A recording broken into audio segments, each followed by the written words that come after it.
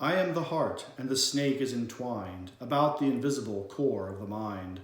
Rise, O my snake, it is the hour of the hooded and holy ineffable flower.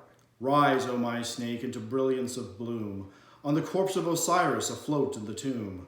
O heart of my mother, my sister, mine own, thou art given to Nile, to the terror Typhon. Ah me, but the glory of ravening storm enswathes thee and wraps thee in frenzy of form. Be still, O my soul, that the spell may dissolve, as the wands are upraised and the aeons revolve. Behold, in my beauty, how joyous thou art, O snake that caresses the crown of mine heart.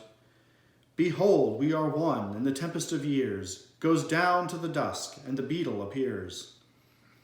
O beetle, the drone of thy dolorous note be ever the trance of this tremulous throat. I await the awaking, the summons on high, from the Lord Adonai, from the Lord Adonai.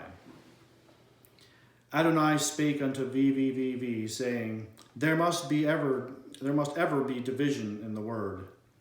For the colors are many, but the light is one. Therefore thou writest that which is mother of pearl, mother of emerald, and of lapis lazuli, and of turquoise, and of alexandrite. Another writeth the words of topaz, and of deep amethyst, and of gray sapphire, and of deep sapphire with a tinge as of blood. Therefore do ye fret yourselves because of this. Be not contented with the image.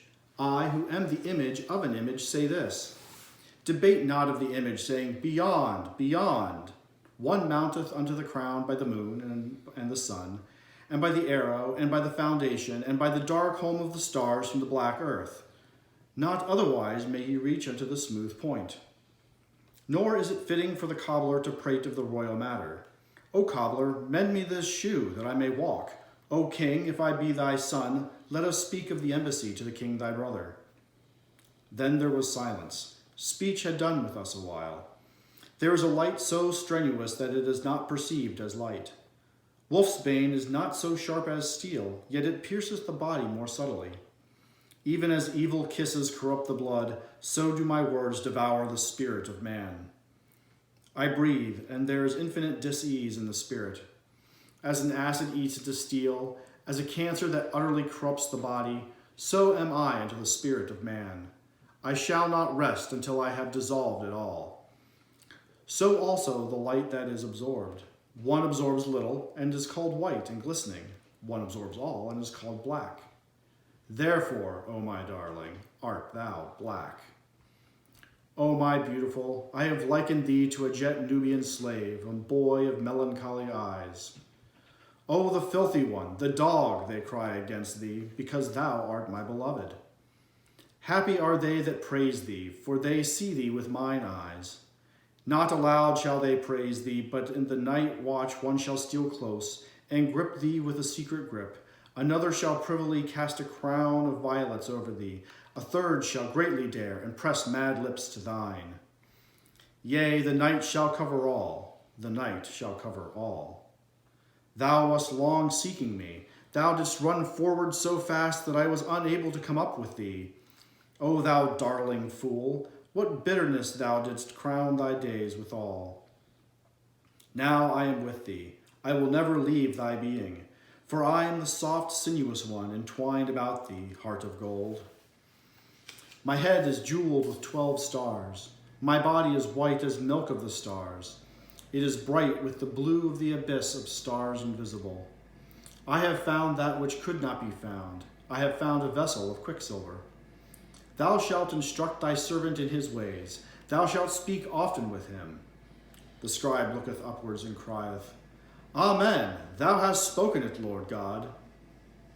Further, Adonai spake unto VVVVV, and said, Let us take our delight in the multitude of men. Let us shape unto ourselves a boat of mother of pearl from them, that we may ride upon the river of Amrit. Thou seest yon petal of amaranth, blown by the wind from the low, sweet brows of Hathor? The magister saw it and rejoiced in the beauty of it. Listen, from a certain world came an infinite wail. That falling petal seemed to the little ones a wave to engulf their continent. So they will reproach thy servant, saying, Who hath sent thee to save us? He will be sore distressed. All they understand not that thou and I are fashioning a boat of mother of pearl. We will sail down the river of Amrit, even to the yew groves of Yama, where we may rejoice exceedingly. The joy of men shall be our silver gleam, their woe our blue gleam, all in the mother of pearl. The scribe was wroth thereat. He spake, O Adonai and my master, I have borne the inkhorn and the pen without pay, in order that I might search this river of Amrit, and sail thereon as one of ye. This I demand for my fee, that I partake of the echo of your kisses. And immediately it was granted unto him. Nay, but not therewith was he content. By an infinite abasement unto shame did he strive.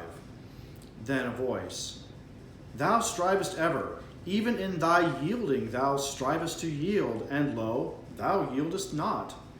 Go thou unto the outermost places, and subdue all things.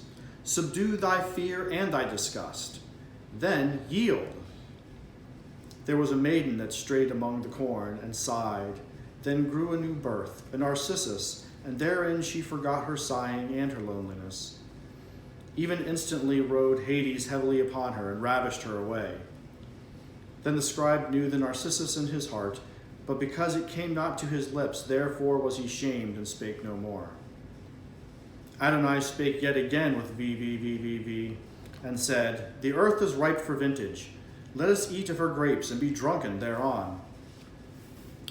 And V answered, and said, O my Lord, my dove, my excellent one, how shall this word seem unto the children of men?